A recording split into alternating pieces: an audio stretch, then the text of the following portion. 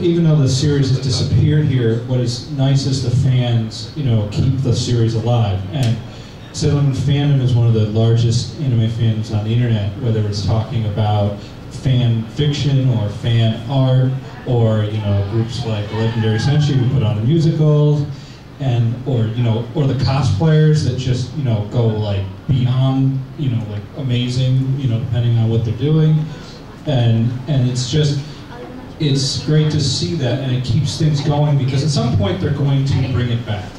And so it's, I try to say to the panel, when people are here, that the people who are in this room, the people that go to conventions, you're literally keeping this franchise alive until we can get it licensed again.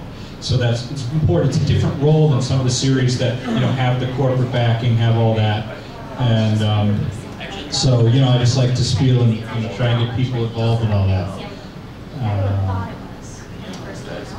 Yeah. So this is great. This is actually the first time I've seen it. I've heard about it, but I haven't never seen it. This video is so powerful, it destroyed one of my phones. It created such a ruckus because everyone assumed this was going to be a new live action Sailor Moon, and then a week later, like, no, we're just re-releasing the dub.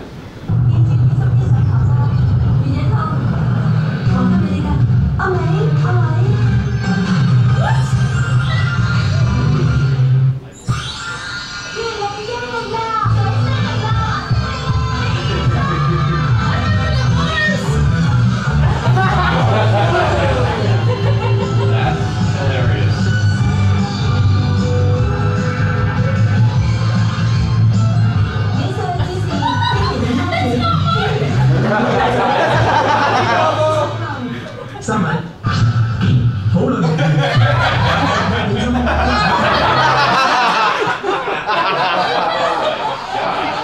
That's a good commercial. A failed attempt at being smooth. Alright, so here's the rough translation. Yeah, so that created a ruckus because everyone's like, oh my god, new Sailor Moon, and they're just trying to appeal to the mothers that grew up on Sailor Moon. That's the whole concept.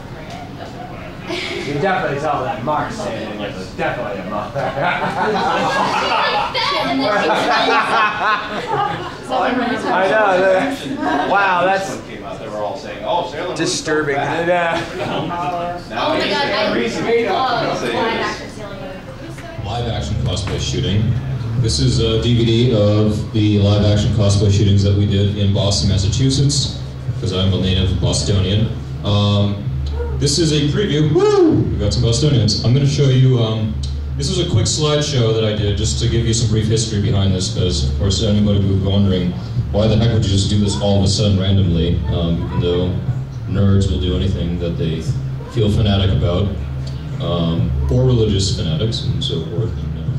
Pardon the ghetto-ness of this. I did this in like the last 5 minutes. I was not expecting to do a slideshow, but I thought for convenience would probably be better so that everyone gets an idea. So, cosplay live action shooting. It is aka the screening of the Tranzended trilogy and the Tranzended 4 preview, which no one else has seen except you guys and folks in New Hampshire at AAC. Woo! New Hampshire folks. So, my history. I work on movies, Game Plan, Edge of Darkness. Yes, I did meet those two guys. I worked on extras casting, and I also shot some individual movies, and at the college that I was at, I went there for screenwriting, and then I just ended up in post-production and some camera later on. We had a project to shoot at our college, and the project was shoot a movie, but it's got to be 1 minute short. If it was over 1 minute, like 1 minute and 1 second, they would deduct a grade or whatever. So, but it was cool because it caught you to your limitations. It's like, all right, you got to shoot this thing in 1 minute. And then they had other subsequent projects in that same class. You got to shoot a movie for 5 minutes and one for 10 minutes. No more, no less. Well, you could do less, but no more than that. So, given those limitations and these other interesting predicaments in my life, I knew a Travis Touchdown cosplayer that I met at Anime Boston 2008. And he was a really good Travis Touchdown. He's probably one of the first ones I met. And now there's probably a lot more often, but especially with No More Heroes 2, Desperate Struggle. But this guy, his name's Sebastian Stewart. So Sebastian, we love you. Thank you for helping out for the last 2 years or so. I knew he lived in Massachusetts, and I'd done shoots like this before, independent projects, but nothing like on the level of, okay, we're going to go out and do something for a minute where we have cosplayers in the live reality of Boston. No one knows what's going on here, and I'm sure there are a lot of security issues. People see it and they think, oh, well, is this for real, or is this being put on Punk'd for MTV? But it was really just for a college project. So it was my first time doing this type of shooting where it's guerrilla, meaning you literally, the story was Travis touchdown from No More Heroes, and he transcended into reality, and this was something that we had to put together in a minute, and we thought, okay, what other things do we like, and what, at the time it was just, I liked Reno 911 a lot, and Kick-Ass didn't come out at that time, but we were thinking about, okay, well, it's a video game character who comes to the real life, and what better idea is to make a movie about an anime/video game character who transcends to reality, and we document his life and see how that goes for a minute. And when I say this, we got away legally. That means in the movie production world, whenever you shoot at a location, you got to be careful that it's either public or private space, because if it's private and you don't know that, somebody could come up to you and ask you to stop shooting, or they could confiscate your cameras and stuff like that. So we made very careful that most of the places we shot were indeed public. So we uploaded Travis Tranzended, which was a minute, and it had 5,000 hits on YouTube, which is unbelievable. We had no idea. We just put it up there for fun, and we decided, all right, well, let's do 2 more like this, because there was a 5 and 10 minute project we had to do. So Alicia Awakens was a sequel. It was about Alicia from Claymore, if anyone's familiar with that series. And she meets Ed from Fullmetal Alchemist, and got some things there. And interesting enough, Game Over was the 3rd sequel. So we went on where Travis and Alicia meet. So person from number 1 and person from number 2 meet, and we see what their lives are like in this mockumentary. Number 3 was more cinematic, so it was more film-like than mockumentary, but we experimented with it, and you'll get to see that. Some facts. Travis Tranzended was made within a week. If anyone knows about a movie shoot, it could take hours to shoot like something that's maybe 2 minutes. This was made like literally, the storyboard to script writing to getting the cameras and getting all the shots done was within a week, and the editing too. So that was just, we just had to crunch it out a lot, and it was mostly a 1 or 2 man show. Alicia Awakens was in Game Over was made within 2 weeks, so that kind of gives you an idea of how extreme that was. It's like, things like this would take maybe a month, but we had to do it in 2 weeks just because we only had that much time to do it. Overall, logistically, over 2 hours of shooting. It was crunched in 3 days. It was like 9 hours each day, so nobody got any sleep. The storyboard was made at 3 a.m. on scratch paper, and I'll kind of show you some of that later on. Unexpected part, Game Over, the 3rd movie was supposed to be the end. Like, no one was going to question it, and we thought, all right, that's the end of the Travis sequels. Because of my fear of death, when I was one day, and I had some friends who died of cancer, and I was thinking, like, one day as I'm getting on this plane from LA back to Boston, it'd be really cool to shoot some other movie, just in case, something happens to me, and what the heck, whatever happens, happens. We'll shoot it, and we'll see how it goes. So that's how we had Tranzended 4, and you'll get to see a preview of that, which is really neat, because not many people have seen this, except unless you were there at the Halloween party in Massachusetts, which was another story in itself. So, I'm going to show you Travis Tranzended. This is the movie that started it all, and I hope you enjoy it. This is about a minute, and then you'll get to see the subsequent sequels, and here we go.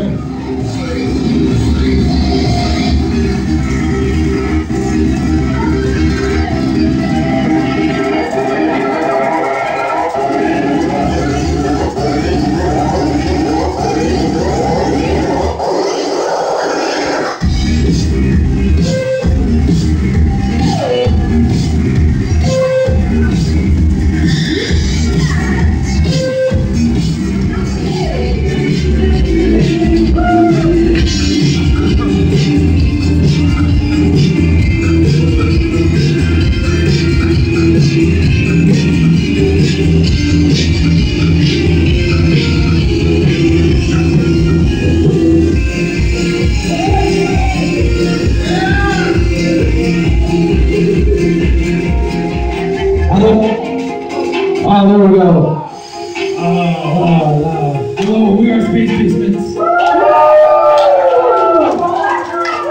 We're one of the best off for a long time. So dance.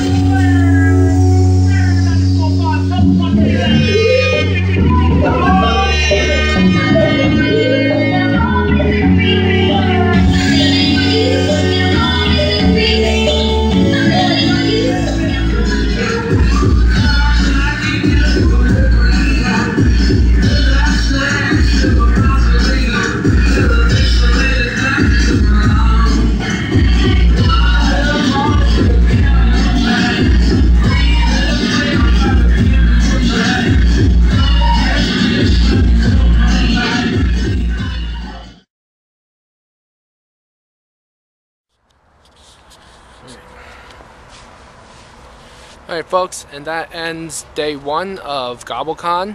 Yeah, small, I know. Come on, it's their first year, alright?